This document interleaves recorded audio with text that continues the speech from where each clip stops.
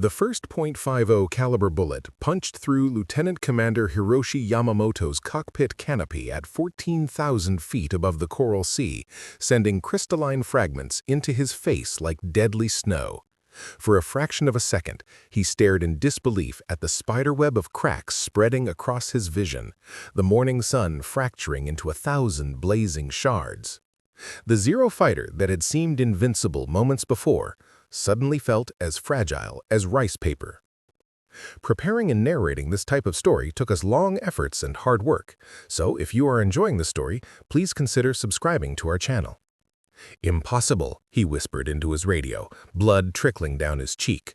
The American Wildcat that had seemed so clumsy and slow was pulling away from him now, its 6.50 caliber machine guns having delivered their devastating message. Behind him, he could hear Lieutenant Koji Tanaka screaming over the radio as his own Zero disintegrated under the hammering fury of American steel. This wasn't how it was supposed to happen. For months, the Imperial Japanese Navy pilots had laughed at intelligence reports about American gunnery improvements. The Yankees were farmers and factory workers, they said. They couldn't match the precision and honor of samurai warriors who had trained since childhood. The Zero was faster, more maneuverable, blessed by the Emperor himself. What could crude American machinery do against such perfection? Now, as Yamamoto fought to control his crippled fighter while pieces of his engine cowling peeled away in the slipstream, he understood with crystal clarity that everything they had believed was a lie. The Americans hadn't just improved their gunnery, they had revolutionized it. And the price of Japanese arrogance was being paid in blood and burning aviation fuel, 15,000 feet above an ocean that had suddenly become a graveyard for the sons of Japan. The war in the Pacific was about to change forever, and it would change in the span of a single devastating dogfight that would be remembered as the moment when American industrial might finally bared its teeth. This is that story, the story of how .50 caliber bullets shredded the myth of Zero invincibility, and the pilots who learned too late that dismissing your enemy's capabilities is the fastest way to join your ancestors. 6 months earlier, the Hiryu aircraft carrier cut through the Pacific swells like a steel leviathan, her flight deck bustling with the organized chaos of naval aviation. The morning sun painted the waters gold, and Lieutenant Commander Hiroshi Yamamoto stood on the bridge wing, watching his pilots prepare for the day's training exercises. At 32, he was one of the youngest squadron commanders in the Imperial Japanese Navy, his chest decorated with ribbons earned in the skies over China and the Dutch East Indies. "The Americans are fools," Lieutenant Tanaka said, joining Yamamoto at the rail. At 24, Tanaka was the epitome of the new generation of Japanese naval aviators, university-educated, technically brilliant, and utterly convinced of Japanese superiority. "Look at this intelligence report." He held up a manila folder marked with official seals. "They're installing heavier machine guns in their fighters, 6.50 caliber weapons in the new Hellcat design." Yamamoto took the folder and scanned its contents. The technical specifications were impressive, he had to admit. The American .50 M2 Browning was a formidable weapon, but the weight penalty would be enormous. "They're sacrificing maneuverability for firepower," he mused. "A typical American solution. Throw more metal at the problem." "Exactly!" Tanaka's eyes lit up with enthusiasm. "Our Zeros can dance around their clumsy fighters like hummingbirds around oxen. What good are heavy guns if you can't bring them to bear?" Below them, on the flight deck, maintenance crews were performing final checks on a squadron of A6M Zero fighters. The aircraft were works of art, sleek, elegant, their polished aluminum skin reflecting the morning light like mirrors. Engineer Jiro Horikoshi had created something revolutionary when he designed the Zero. At barely 3,700 pounds empty weight, it could outmaneuver anything in the sky. Its 20mm cannons and 7.7mm machine guns were perfectly adequate for destroying enemy aircraft, and the plane's incredible range allowed it to strike targets thought impossible to reach. "The Zero is the sword of the samurai made manifest in steel and aluminum," Yamamoto said, watching as his pilots began their pre-flight rituals. Each man bowed toward the Emperor's palace in Tokyo before climbing into his cockpit, a tradition that connected them to centuries of warrior heritage. The Americans build their fighters like tanks. We build ours like katanas. Chief Petty Officer Saburo Watanabe, the squadron's senior maintenance chief, approached with a clipboard full of status reports. A grizzled veteran of 20 years of service, Watanabe had seen the Imperial Navy evolve from biplanes to the cutting-edge fighters now dominating the Pacific. All aircraft ready for launch, Commander, though I've been thinking about these American gun upgrades. You too, Chief, Yamamoto smiled. Don't tell me you're worried about Yankee engineering. Not worried, sir, just thoughtful. Watanabe chose his words carefully. I worked on captured American aircraft in China. Their manufacturing is crude compared to ours, yes, but they have something we sometimes lack: abundance. When they decide to put 6 heavy machine guns in a fighter, they don't worry about saving weight. They just make the engine more powerful. Tanaka laughed, but Yamamoto noticed the chief's serious expression. Watanabe had survived 2 decades of military service by paying attention to details others ignored. What are you really saying, Chief? I'm saying that quantity has a quality all its own, sir. A single .5 caliber bullet might not bring down a Zero, but 50 of them in the space of 3 seconds? He shrugged expressively. The conversation was interrupted by the ship's communication system crackling to life. Flight operations commencing. All pilots to aircraft. Flight operations commencing. Yamamoto felt the familiar surge of excitement that preceded every flight. Whatever theoretical concerns existed about American improvements, the reality was that the Zero remained the finest aircraft in the world. In the hands of expertly trained Japanese pilots, it had swept American, British, and Dutch air forces from the skies across the Pacific. The statistics spoke for themselves. Kill ratios of 10 to 1, sometimes 20 to 1. As he walked toward his aircraft, Yamamoto reflected on the path that had brought him to this moment. Born in Hiroshima to a family of modest means, he had earned his way into the Naval Academy through sheer determination and academic excellence.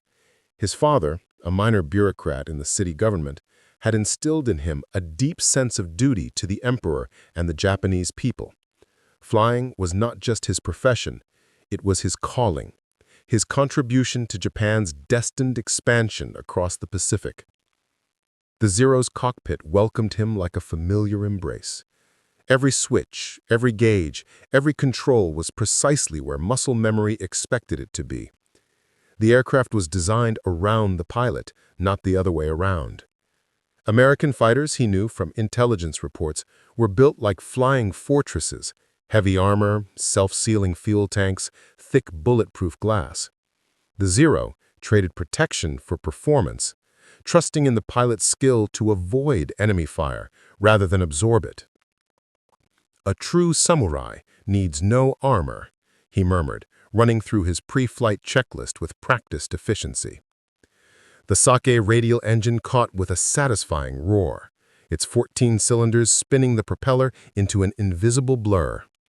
Around him, 17 other Zeros were coming to life, their engines creating a symphony of mechanical power that never failed to stir his soul.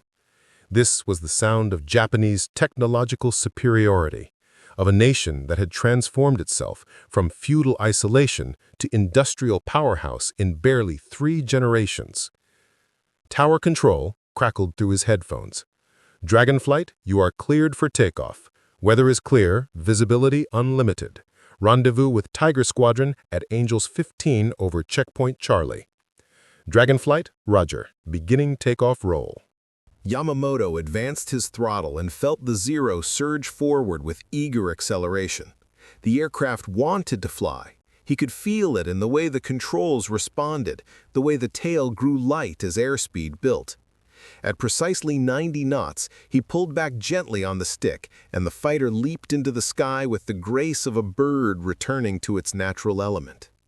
Climbing through 5,000 feet, Yamamoto looked down at the Hiryu growing smaller below him. The carrier was part of Admiral Nagumo's first mobile strike force, the most powerful naval aviation unit ever assembled. 4 fleet carriers, 2 battleships, 3 cruisers, and 11 destroyers, all protecting the most experienced naval pilots in the world. This force had struck Pearl Harbor, had devastated the British fleet at Ceylon, had swept across the Pacific like an unstoppable tide. And yet, something nagged at him as he formed up with his squadron. The Americans had been learning, adapting, improving. Their pilots were gaining experience. Their aircraft were being upgraded. Their tactics were evolving. The easy victories of the war's first months were becoming harder to achieve. At Coral Sea, they had lost the light carrier Shoho and suffered damage to the Shokaku. At Midway, he pushed the troubling thoughts away. Midway had been an aberration, a result of faulty intelligence and bad luck. The Zero remained supreme, and Japanese pilots remained the finest in the world. Whatever improvements the Americans made to their aircraft, they could not match the spiritual strength and technical perfection that Japan brought to aerial combat. "Dragon Leader, this is Tiger Leader," came a voice over the radio. Lieutenant Commander Kenji Matsumoto led the carrier's other Zero squadron, a friendly rival who pushed Yamamoto to constant improvement. "Ready for some dogfighting practice?" "Roger, Tiger Leader. Let's see if you've learned anything since our last encounter." The 2 squadrons began a series of mock combat exercises, Zeros wheeling and diving in carefully choreographed aerial ballets. Each pilot was a master of his craft, capable of maneuvers that would black out less experienced aviators. They fought with the precision of surgeons and the instincts of predators, their aircraft responding to control inputs as naturally as extensions of their own bodies. During a brief break in the exercises, Tanaka's voice came through the radio with barely contained excitement. "Dragon Leader, you need to see this intelligence summary that just came in from Fleet Intelligence." "Go ahead, Dragon 2. The Americans are claiming their new fighters will have something called convergent firing patterns for their machine guns. They're boasting that they can deliver 450 rounds per second in a concentrated pattern at 300 meters. They call it their answer to the Zero." Laughter crackled across the radio frequency as the other pilots heard Tanaka's report. The idea that heavy, sluggish American fighters could consistently hit nimble Zeros was absurd. Japanese pilots had been trained from childhood in the arts of aerial combat. Many had learned to hunt birds with slingshots before they ever saw an airplane. Their reflexes were honed to superhuman sharpness, their spatial awareness developed through years of intensive training. 450 rounds per second? Matsumoto chuckled over the radio. "And how many will actually hit their target? The Americans spray bullets like water from a garden hose and hope for the best." "Let them waste their ammunition," added Lieutenant Jiro Sato, one of Yamamoto's most aggressive pilots. "One single well-aimed cannon shell from a Zero will accomplish more than 1,000 machine gun bullets from a Yankee fighter." Yamamoto found himself smiling despite his earlier concerns. His pilot's confidence was infectious, and their reasoning was sound. The Zero's advantages were real and measurable. Its climb rate, turning radius, and range remained unmatched by any fighter in the world. American industrial capacity might be impressive, but wars were won by warriors, not factories. As the exercises continued, Yamamoto put his Zero through a series of maneuvers that demonstrated why Japanese aircraft design was superior. The fighter could turn inside any opponent, could climb faster than anything the Allies had produced, could operate at ranges that left enemy fighters grounded. These were not theoretical advantages. They had been proven in combat from Pearl Harbor to the Dutch East Indies. The radio crackled with reports from other squadrons conducting similar exercises across the Pacific. From Rabaul to Truk, from Wake Island to the Marianas, Japanese pilots were maintaining their edge through constant training and innovation. Intelligence reports suggested that American pilot training had been accelerated due to combat losses, with new aviators receiving barely half the flight time that Japanese pilots accumulated before seeing combat. "Quality versus quantity," Yamamoto murmured to himself as he rolled inverted and pulled through a barrel roll that would have torn the wings off a lesser aircraft. Bushido versus mass production. But as the morning wore on and the exercises grew more intense, Yamamoto began to notice subtle changes in the tactical scenarios they were practicing. Fleet intelligence was incorporating more information about American fighter tactics, suggesting that enemy pilots were becoming more disciplined, more systematic in their approaches to aerial combat. Gone were the individual heroics and uncoordinated attacks of the early war months. American squadrons were beginning to fight as unified teams, using disciplined formations and mutual support. During the flight back to the carrier, Chief Petty Officer Watanabe's earlier comments echoed in Yamamoto's mind. The maintenance chief had survived 20 years in military service by understanding that technology could change rapidly, that yesterday's advantages could become tomorrow's vulnerabilities. Perhaps it was worth taking a closer look at these American improvements, not from fear, but from professional curiosity. "Dragon 2, he called over the radio. "When we land, I want to review all available intelligence on American aircraft modifications, not just the summary reports, the detailed technical analyses." "Roger, Dragon Leader. May I ask why?" Yamamoto considered his answer carefully. He didn't want to alarm his pilots or suggest that he doubted Japanese superiority, but a good commander prepared for every contingency, studied every potential threat. Sun Tzu taught that one must know both oneself and one's enemy to achieve victory. We know ourselves well. Perhaps it's time to know our enemies better. The Hiryu's flight deck appeared ahead, its outline sharp against the azure Pacific. As Yamamoto lined up for his landing approach, he felt the familiar satisfaction of flying the world's finest fighter aircraft. The Zero settled onto the deck with mechanical precision, the tail hook catching the arresting wire with practiced ease. Whatever improvements the Americans were making to their aircraft, whatever new tactics they were developing, the fundamental equation of the Pacific War remained unchanged. Japanese pilots flying Japanese aircraft would continue to dominate the skies through superior training, superior technology, and superior spirit. The Bushido Code that had guided samurai warriors for centuries would prove stronger than American industrial might.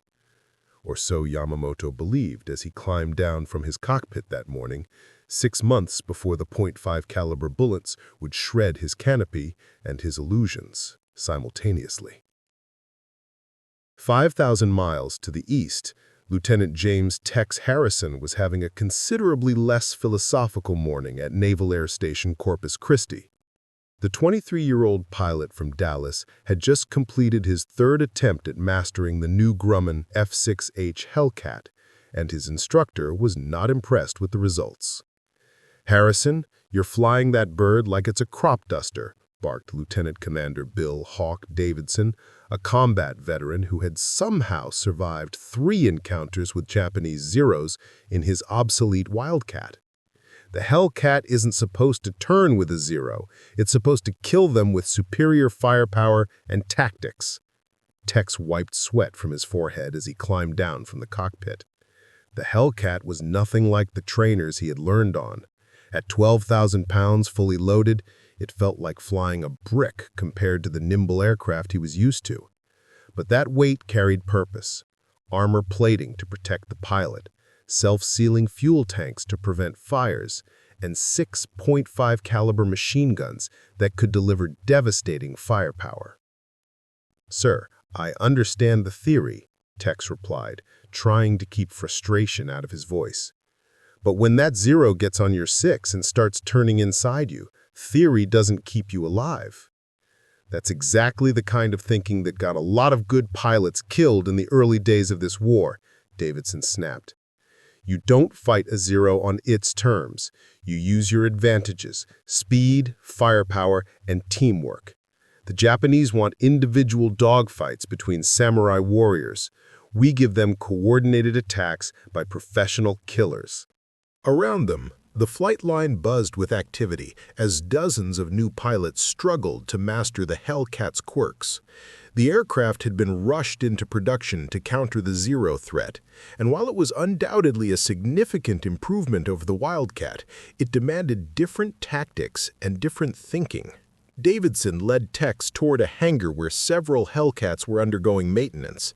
The instructor had flown in the dark days of early 1942, when American fighters were hopelessly outmatched by Japanese aircraft. He had seen too many friends die because they tried to dogfight Zeros with inferior equipment and outdated tactics. "Look at this," Davidson said, running his hand along the Hellcat's wing. 6.50 caliber Browning M2 machine guns, each one capable of 750 rounds per minute. When all 6 fire simultaneously, we're putting out 4,500 rounds per minute, 75 rounds every second. And these aren't rifle caliber bullets. Each 50 cal round weighs almost 2 ounces and carries enough energy to punch through armor plating. Tex examined the gun ports, impressed despite himself. The concentration of firepower was extraordinary, far beyond anything that had existed in aviation before. But weight concerns nagged at him. "Sir, doesn't all that armament hurt performance? The Zero can still outclimb us and outturn us." "Son, let me tell you something about the Zero that Japanese propaganda won't mention," Davidson said, his voice dropping to a more serious tone. "Yes, it's fast and maneuverable, but it achieves that performance by sacrificing everything else. No armor for the pilot, no self-sealing fuel tanks, minimal structural strength. Hit a Zero with a .50 caliber round in the right place, and it comes apart like tissue paper." An ordnance specialist named Technical Sergeant Mike O'Brien overheard the conversation and approached with a clipboard full of ammunition reports. O'Brien was a 20-year Army Air Forces veteran who had been transferred to the Navy to help with the new ammunition types being developed for anti-aircraft use. "The lieutenant command is right about the 50 cal, O'Brien said, in his thick Boston accent. "But it's not just about the individual bullets, it's about what we've done to improve them." He pulled out several different cartridges from a sample case: standard ball ammunition, armor-passing incendiary, high-explosive incendiary, and tracer rounds. We load them in specific patterns to maximize damage. "How so?" asked Tex, genuinely curious now. "Think of it like this," O'Brien explained. "First, the armor-piercing rounds punch holes in the target. Then, the incendiary rounds start fires. The high-explosive rounds cause structural damage, and the tracer rounds let the pilot see exactly where his bullets are going so he can adjust his aim.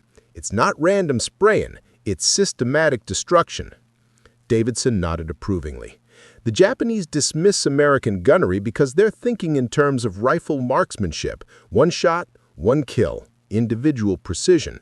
But we've industrialized aerial combat. Our guns are designed for volume of fire, and our ammunition is designed for maximum destructive effect." Tex was beginning to understand the philosophy behind American fighter design. Where the Japanese had created elegant swords, the Americans had built efficient sledgehammers. "But sir, what about pilot training? I've heard Japanese pilots trained for years before seeing combat." "Another myth to needs dispelling," Davidson replied. "Yes, their experienced pilots are exceptional, but they're not replacing their losses effectively. We are." He gestured toward the dozens of trainee pilots visible across the airfield. "American industrial capacity isn't just building better aircraft, it's training pilots faster and in greater numbers than the Japanese can match." The conversation was interrupted by the arrival of Major Robert Ironbob Sullivan, a Marine Corps pilot who had just returned from combat in the Solomon Islands. Sullivan's Corsair bore the scars of multiple engagements, bullet holes patched with aluminum tape, scorched paint around the gun ports, and 13 small Japanese flags painted below the cockpit to mark confirmed kills. "Gentlemen," Sullivan said, his voice carrying the authority of combat experience, "I couldn't help but overhear your discussion about Zero capabilities. Let me share some hard-won wisdom from someone who's actually fought them." Tex snapped to attention. Combat veterans were rare and valuable sources of tactical knowledge, and Sullivan's reputation preceded him. The major had shot down 13 Japanese aircraft in 6 months of combat, making him one of the top American aces in the Pacific. The Zero is everything you've heard: fast, maneuverable, deadly in the hands of an experienced pilot. But it has weaknesses that can be exploited if you know what you're doing. First, it can't dive as fast as American fighters. Our aircraft are heavier and more structurally sound. Second, Japanese pilots are trained for individual combat, not team tactics. They'll break formation to pursue personal glory. Davidson leaned forward with interest. How do we exploit those weaknesses? Boom and zoom tactics, Sullivan said immediately. Use altitude and speed advantages. Dive on them from above, fire a burst, and climb away before they can respond.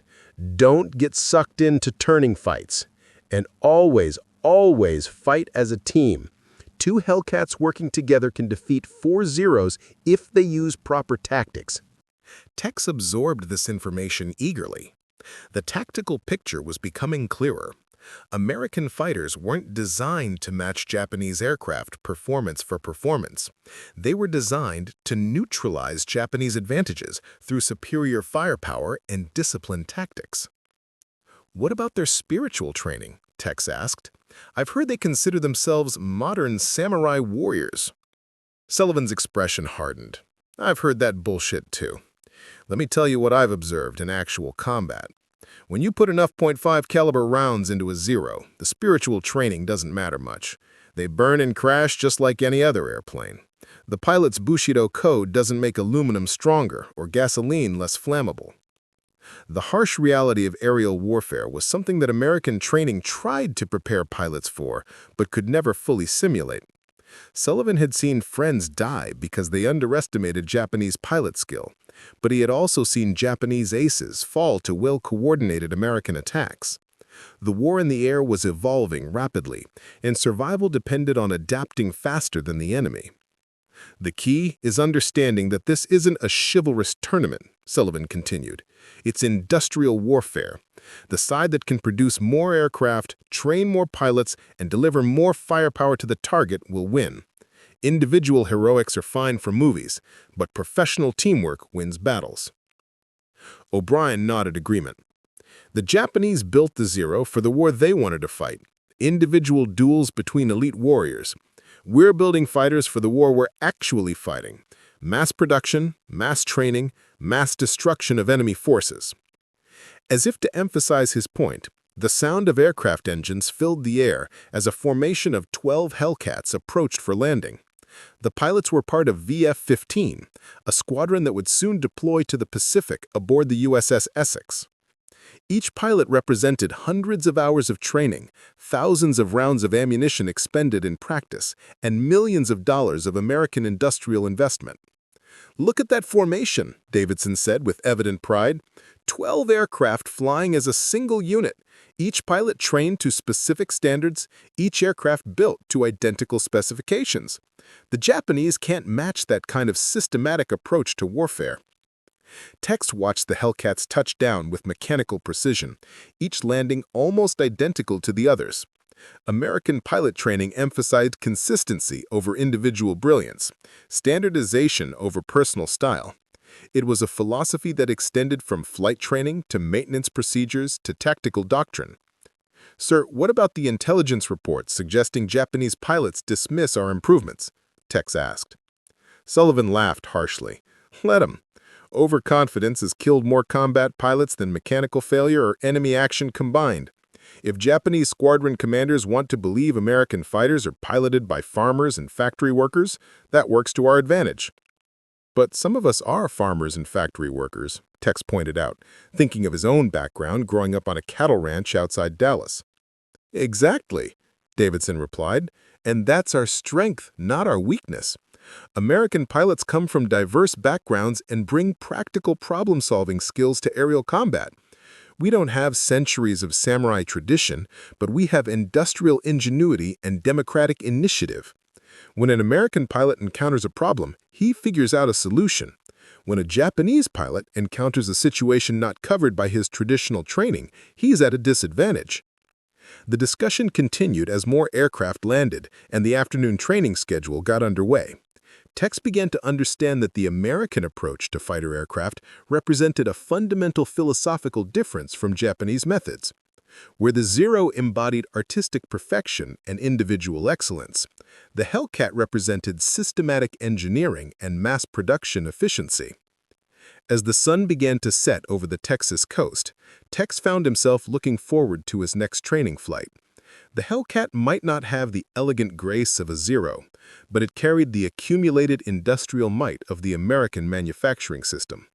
Every rivet, every wire, every component had been designed and built by people who understood that this was a war of production as much as a war of pilots. "Remember, Harrison," Davidson said as they walked back toward the ready room, "when you finally meet a Zero in combat, you won't be facing some mystical samurai warrior.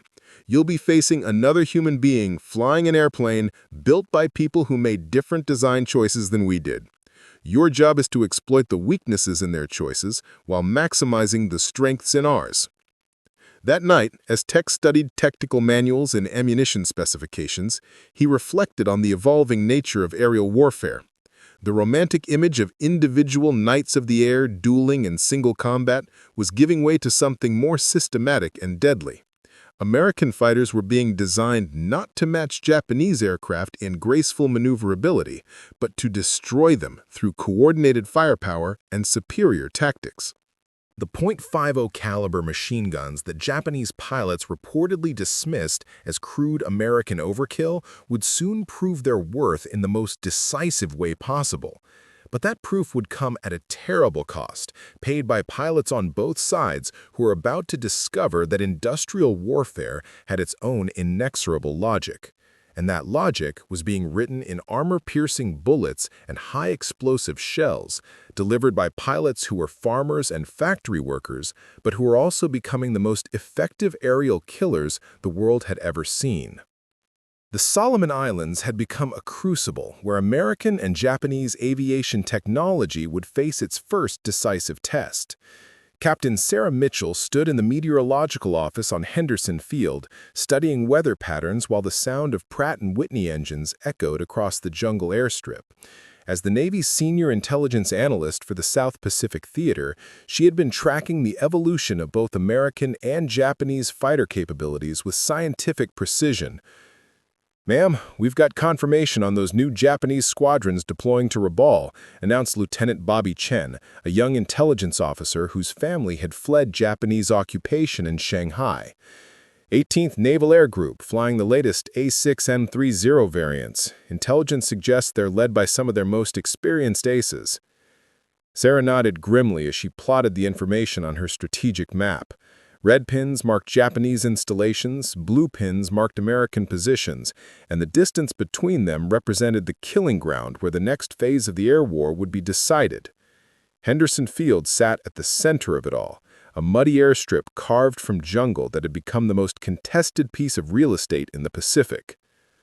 "What's our pilot situation looking like?" she asked, knowing the answer would be sobering. "We've got 12 operational Hellcats from VF-15, 8 Corsairs from VNF-124, and 6 Wildcats that somehow keep flying despite everything the maintenance crews do to them," Chen replied, consulting his clipboard. "Pilot experience levels are mixed." I understood the euphemism. Half our pilots were combat veterans with dozens of missions under their belts. The other half were recent graduates from stateside training programs, young men who had learned to fly in the relatively safe skies over Texas and Florida. The Japanese, by contrast, deployed only their most experienced aviators to forward bases like Rabaul. "Any word on the ammunition upgrades we've been requesting?" she asked, moving to examine a detailed breakdown of recent combat encounters. "Actually, yes, ma'am. Major Sullivan just flew in from Espiritu Santo with a full load of the new mixed-round ammunition patterns. High explosive incendiary, armor-piercing incendiary, and improved tracers. He says the ordnance people are calling it their zero-killer load." The mention of ammunition brought Sarah's attention to a troubling pattern she had been tracking in combat reports. American pilots were consistently scoring hits on Japanese aircraft, but those hits were not always resulting in kills. The Zero's light construction meant that small-caliber rounds often passed through without causing critical damage. Japanese pilots were returning to base with aircraft that looked like Swiss cheese but still flew. "I want to see those new ammunition specifications," she said, "and get me the latest intelligence on Japanese pilot training cycles. Something's changing in their tactics, and I want to understand what." Chen handed her a folder marked Top Secret that contained the latest intelligence summaries from across the Pacific Theater. What she read confirmed her growing suspicions. The Japanese were adapting to American numerical superiority by concentrating their most experienced pilots in elite units. Quality over quantity, betting their best against America's growing air armadas. The sound of approaching aircraft interrupted her analysis. Through the meteorological office windows, she could see a formation of Hellcats approaching Henderson Field, their engines trailing thin streams of exhaust in the humid air. These were the fighters that represented America's answer to Zero supremacy. Heavier, more heavily armed, designed for a different kind of warfare than the elegant dueling machines the Japanese preferred. "Ma'am, Major Sullivan wants to brief you on the new tactical doctrines they've been developing at Miramar. He says it's specifically designed to counter the latest Japanese improvements." Sarah made her way to the operations briefing room, a sweltering Quonset hut that served as the strategic heart of Henderson Field. Major Robert Sullivan stood before a blackboard covered with aircraft silhouettes, performance charts, and tactical diagrams. His weathered face showed the strain of months in combat, but his eyes held the sharp focus of a professional killer. "Gentlemen, ladies," Sullivan began as pilots and intelligence officers took their seats on folding chairs. "We're facing a new phase in this air war. The Japanese have learned from their early losses and are concentrating their best pilots and aircraft in elite squadrons. We can't match them pilot for pilot in terms of experience, so we're going to have to outthink them." He pointed to a diagram showing the relative performance characteristics of the Hellcat versus the Zero. "The F-6F still can't turn with a Zero, and it still can't climb as fast in the initial stages of an engagement. But we have advantages that we haven't been fully exploiting." Sarah leaned forward with interest. The tactical evolution of aerial warfare was happening in real time, driven by the deadly feedback of combat experience. First advantage, structural strength. Our aircraft can dive faster and pull higher G-forces than Japanese fighters. A Zero that tries to follow a Hellcat through a high-speed dive will lose its wings or its control surfaces. He moved to the next diagram, showing ammunition ballistics. Second advantage, firepower concentration. 6.50 caliber machine guns can deliver more destructive power in a 3-second burst than a Zero's cannons and machine guns can deliver in 30 seconds. The key is making those 3 seconds count. A young pilot raised his hand. Ensign Tommy Rodriguez had arrived from training just 2 weeks earlier and still carried the eager intensity of someone who hadn't yet been shot at. "Sir, what about the reports that Japanese pilots are dismissing our gunnery improvements? Intelligence suggests they think we're just spraying bullets randomly." Sullivan's expression grew predatory. "Let them think that.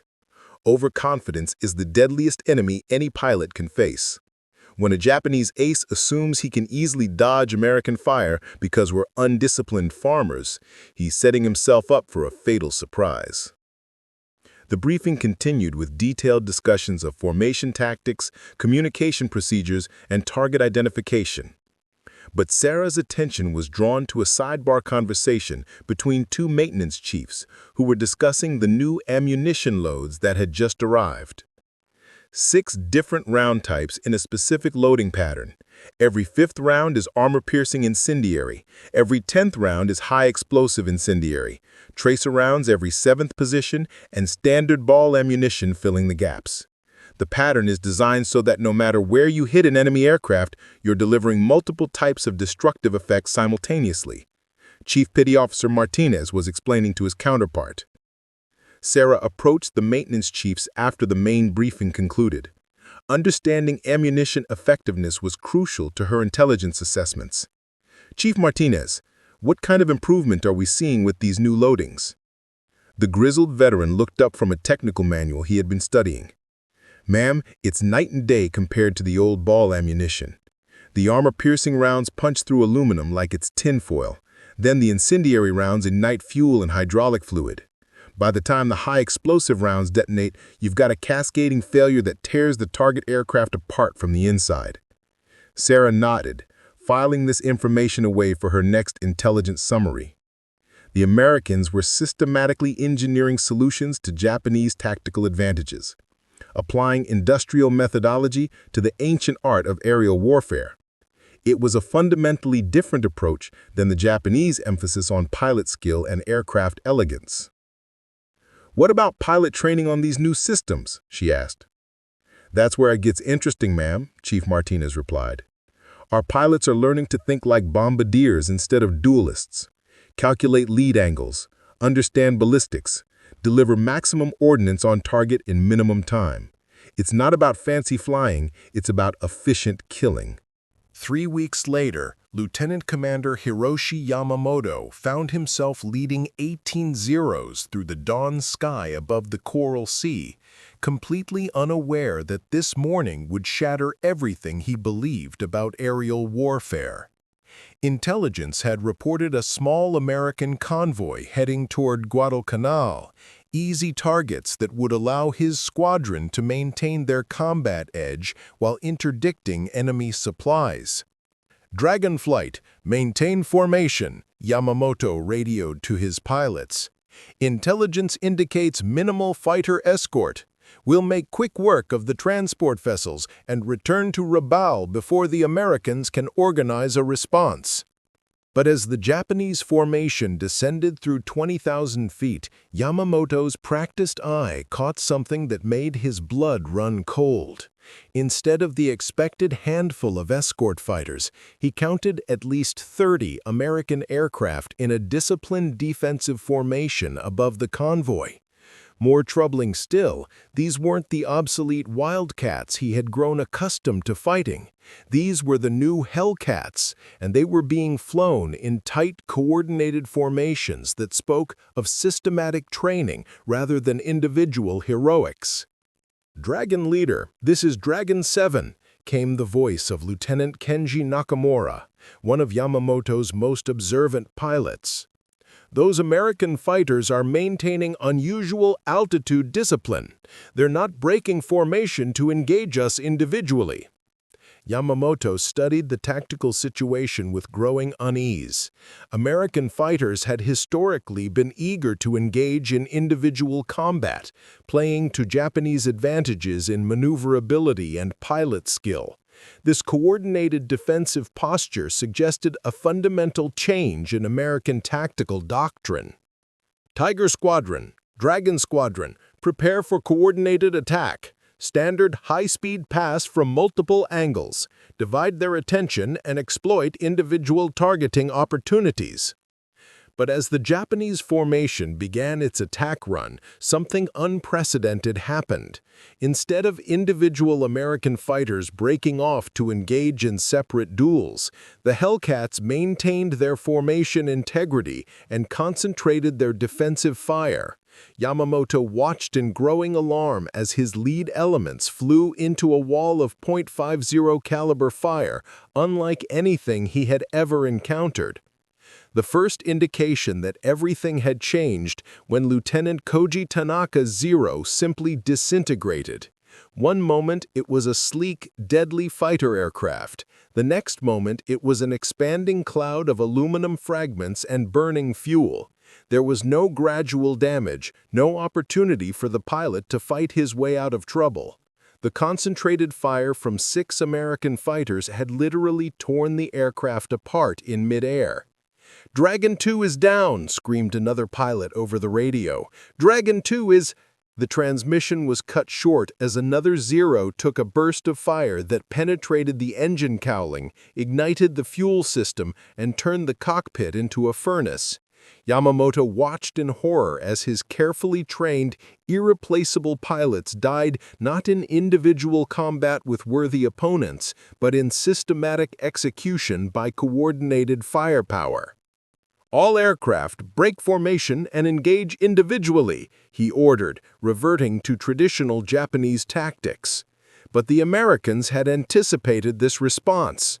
As the Zeros scattered, the Hellcats split into coordinated pairs, each pair taking responsibility for destroying specific Japanese aircraft.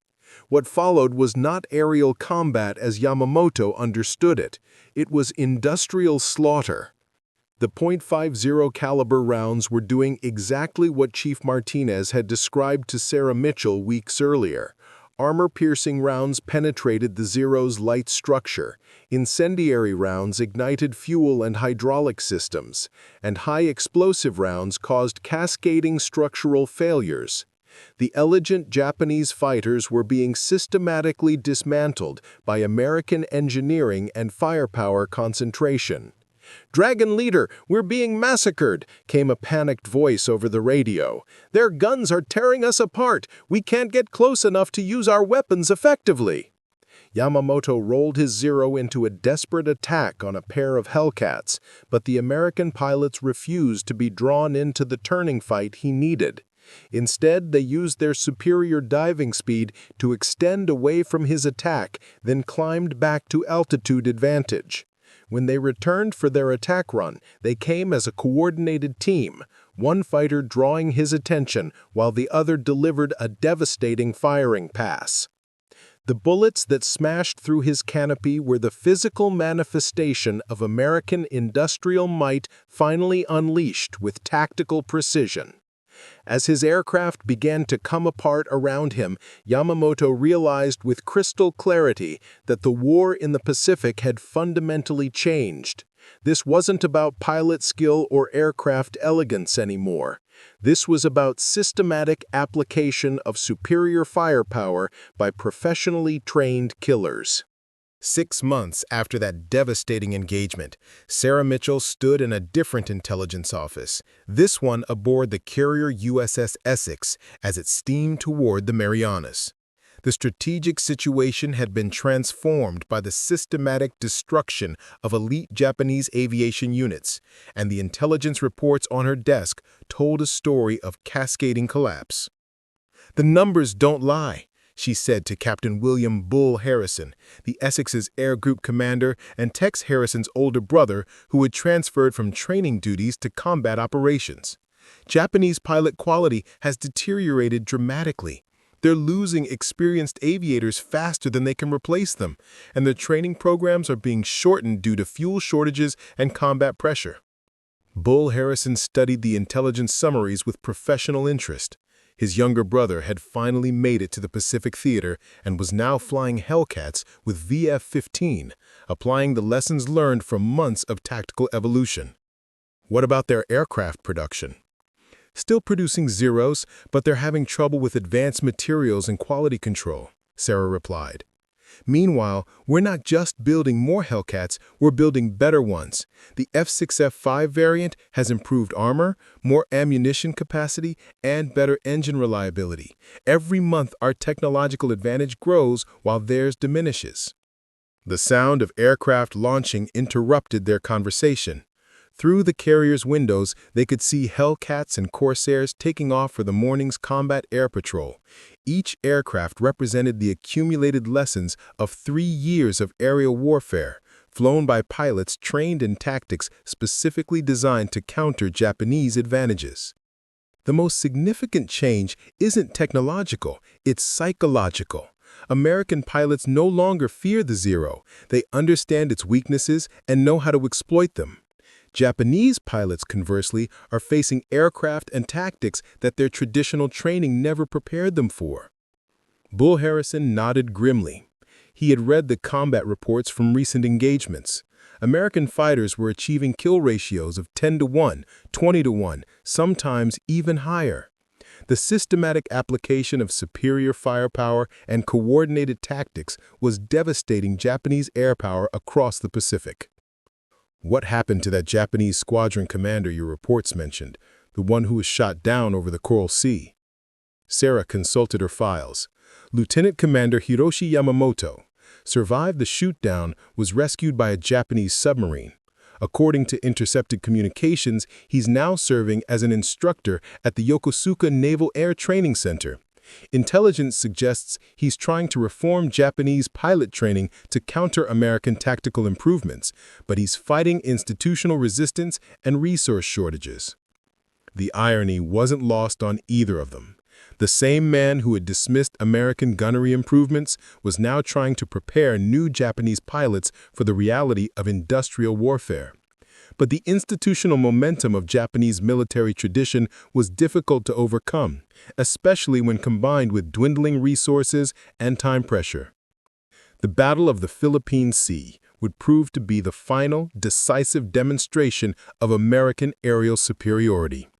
As the largest carrier battle in naval history unfolded, Lieutenant Tex Harrison found himself leading a division of Hellcats to what would become known as the Great Marianas Turkey Shoot. Tex, you've got multiple bogies bearing 090, Angels 22. Count appears to be 40-plus Japanese fighters, mixed types. Tex felt his pulse quicken, but it was excitement rather than fear. Months of training and tactical development have prepared him for this moment. His Hellcat carried the new mixed ammunition loads, his wingmen were experienced combat veterans, and their tactical doctrine had been proven in dozens of smaller engagements. Roger, Control, tailor-made flight engaging multiple bogies. We're going hunting. What Tex encountered in the skies above the Marianas was the final remnant of Japanese naval aviation's elite units, led by pilots who had survived years of combat, but were now flying in formations depleted by months of attrition. The Japanese aircraft included some Zeros, but also newer designs like the J-2M Raiden and A-7M Reppu, faster, more heavily armed fighters that represented Japan's attempt to match American firepower improvements. But aircraft design couldn't overcome the fundamental tactical revolution that had transformed Pacific air warfare. American pilots fought as coordinated teams, using disciplined formations and mutual support. Japanese pilots, despite their individual skill, were still trained for personal combat rather than systematic destruction of enemy forces.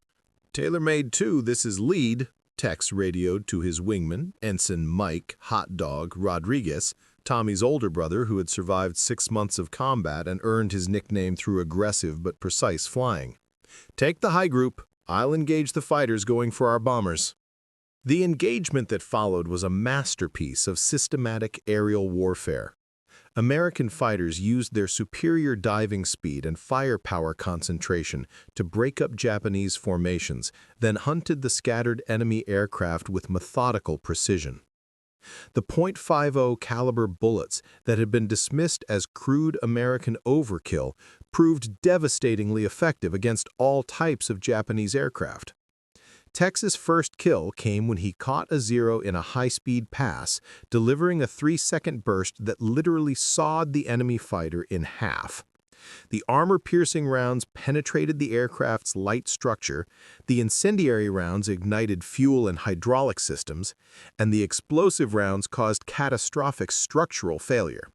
It was exactly as the ordnance specialists had predicted. But the most significant aspect of the battle wasn't individual victories. It was the systematic destruction of Japanese aviation as an effective fighting force. American fighters were shooting down enemy aircraft at ratios that approached industrial production rates. The Japanese were losing pilots and aircraft faster than they could possibly replace them, while American losses remained sustainably low. "Control, this is tailor-made lead," Tex reported as the engagement wound down. "Multiple splashes confirmed. Japanese formation is completely broken up. Request vector to any remaining bogies." "Negative, tailor-made. No more bogies on scope. RTB for rearm and refuel. Outstanding work out there." As Tex flew back toward the Essex, he could see smoke columns rising from the horizon where Japanese carriers were burning. The systematic application of American industrial might had achieved what individual heroics could never accomplish: the complete neutralization of Japanese naval aviation as a strategic threat. 1 year later, Former Lieutenant Commander Hiroshi Yamamoto stood in the ruins of the Yokosuka Naval Air Training Center, watching American B-29 superfortresses pass overhead with mechanical precision. The war was clearly nearing its end, and Japan's aviation forces existed now only as a memory and a cautionary tale. The young pilots he had been trying to train in his final months of active duty were gone, some dead in the desperate kamikaze attacks that represented Japan's last aerial strategy, others simply dismissed as military aviation ceased to exist as an effective force. The elegant Zeros that had once dominated Pacific skies were now museum pieces, technological dead ends that had been systematically destroyed by a more pragmatic approach to aerial warfare. Yamamoto had survived the war, but everything he had believed about air combat had not. The samurai traditions that had seemed so important in 1942 had proven irrelevant against a systematic application of industrial firepower. American pilots, who were indeed farmers and factory workers, had demonstrated that professional competence could overcome individual brilliance when supported by superior technology and tactics. The .50 caliber machine guns that Japanese intelligence had dismissed as crude American overkill had indeed been crude. They had also been devastatingly effective. The weight penalty that Japanese engineers had criticized as poor design had been compensated by more powerful engines and stronger airframes. The lack of maneuverability that Japanese pilots had mocked had been irrelevant when American fighters could destroy their opponents before traditional dogfighting even began. Most importantly, the Americans had understood that wars were won by nations, not by individual warriors. Their industrial capacity, their training programs, their tactical doctrine, and their technological development had all been coordinated toward the systematic destruction of enemy forces. Japan had produced individual heroes. America had produced professional killers in quantities that Japan could never match. The sound of aircraft engines brought Yamamoto back to the present. But these weren't Japanese engines. They were American P-51 Mustangs conducting reconnaissance flights over the conquered territory. The elegant fighters that had once seemed invincible had been replaced by foreign aircraft flown by foreign pilots who had demonstrated the ultimate futility of relying on tradition and individual excellence in an age of industrial warfare. As the sun set over the ruins of Japanese aviation, Yamamoto understood with perfect clarity what the price of arrogance had been. It had been paid not just in aircraft destroyed and pilots killed, but in the complete transformation of aerial warfare itself. The age of nightly individual combat in the skies was over, replaced by something more systematic and deadly. The .50 caliber bullets that had shredded his canopy that morning over the Coral Sea had been harbingers of a new reality, one where engineering excellence and tactical coordination mattered more than samurai spirit and artistic aircraft design. The Americans hadn't just built better fighters, they had redefined what fighter aircraft were supposed to accomplish. And in the end, that redefinition had proven unstoppable. If this epic tale of aerial warfare, technological evolution, and the ultimate price of underestimating your enemies has captivated you, please take a moment to show your support. Hit that like button to let me know you enjoyed this story, share it with friends who appreciate detailed historical narratives, and most importantly, subscribe to the channel and ring that notification bell so you never miss our latest epic stories. Thank you again for being part of this incredible storytelling journey. Until our next epic adventure, keep exploring, keep learning, and keep appreciating the remarkable stories that have shaped our world.